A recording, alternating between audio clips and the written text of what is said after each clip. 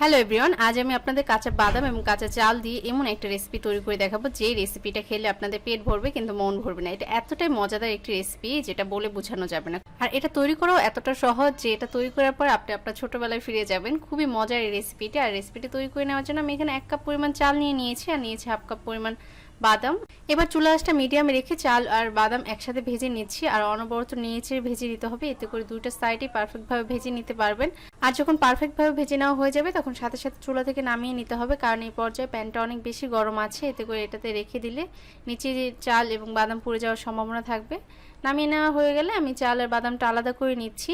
আর কিভাবে আলাদা করে নিচ্ছি সেটা দেখেই বুঝতে পারছেন, খুবই ইজি এটা আলাদা করা। আর এইভাবে আলাদা করে নিলে আপনারা খুব সহজেই এটা আলাদা করে নিতে পারবেন। আমার চাল আর বাদাম আলাদা করে নেওয়া হয়ে গেছে। আমি যে 1 কাপ পরিমাণ চাল দিয়েছিলাম তা পুরোটা নিয়ে নিয়ে অর্ধেকটা পরিমাণ চাল নিয়ে নিয়েছি। আর এই বাদামের যে উপরে আবরণটা আছে খোসাটা, সেটা আমি হাতের সাহায্যে একটু কষলে কষলে ডলে এটাকে ছাড়িয়ে নিব।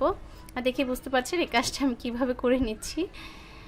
এবার যে চাল ঝাড়ার মতো ঝেড়ে নিব, এতে করে এর উপরের অংশটা উড়ে যাবে।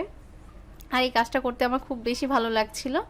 বাদামটা ক্লিন করা হয়ে গেছে, এবার এটাকে আমি ব্লেন্ডারে গুঁড়া করে নিব। এর জন্য আমি এখানে এই রেসিপির মাঝে আর একটা জিনিস অ্যাড করব, সেটা হচ্ছে বিস্কুট। আমি এখানে এনার্জি বিস্কুট নিয়েছি 1 প্যাকেট পরিমাণ। আপনারা চাইলে অন্য যে কোনো ধরনের বিস্কুট দিতে পারবেন।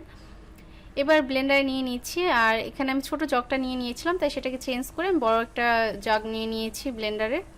এবার এর মাঝে নিয়েছি হাফ কাপ পরিমাণ সেই ভাজা চাল আর নিয়েছি বাদাম। এরপর দিয়ে দিচ্ছি যে বিস্কিট নিয়েছিলাম 1 প্যাকেট, সেটাও দিয়ে দিচ্ছি। এবারে সব কিছু একত্রে ভালোভাবে ব্লেন্ডারে ব্লেন্ড করে নিয়েছি, একদম মিহি করে ব্লেন্ড করে নিয়েছি। এবার এটাকে আমি রান্না করে নেব। এর জন্য চুলায় 1 কাপ পরিমাণ দুধ বসিয়ে নিয়েছি আর তাতে দিয়ে দিচ্ছি 1/3 কাপ পরিমাণ চিনি, দিচ্ছি সামান্য পরিমাণ লবণ মিষ্টির ব্যালেন্সটা ঠিক রাখার জন্য। এবার এটাকে জাল করে নেব। আর মিষ্টিটা আপনারা আপনাদের পছন্দ অনুযায়ী দিয়ে নেবেন। এবার অপেক্ষা করছি দুধটা ফুটে ওঠার আগ পর্যন্ত। যখন দুধে বলক উঠে আসবে সেই পর্যায়ে বাদাম, চাল এবং বিস্কুটের যে একটা মিক্সচার তৈরি করেছিলাম সেটা এর মাঝে দিয়ে দিচ্ছি। আর এই অবস্থায় চুলা আঁচটা মিডিয়ামে রেখে সব কিছু একত্রে মিশিয়ে নিতে হবে। চুলা আঁচটা বাড়িয়ে নিলে খুব দ্রুত পানিটা শুকিয়ে যাবে এবং তলানিতে লেগে যাওয়ার সম্ভাবনা থাকবে। আর অনবরত নিয়েছে এটা মিশিয়ে নিতে হবে।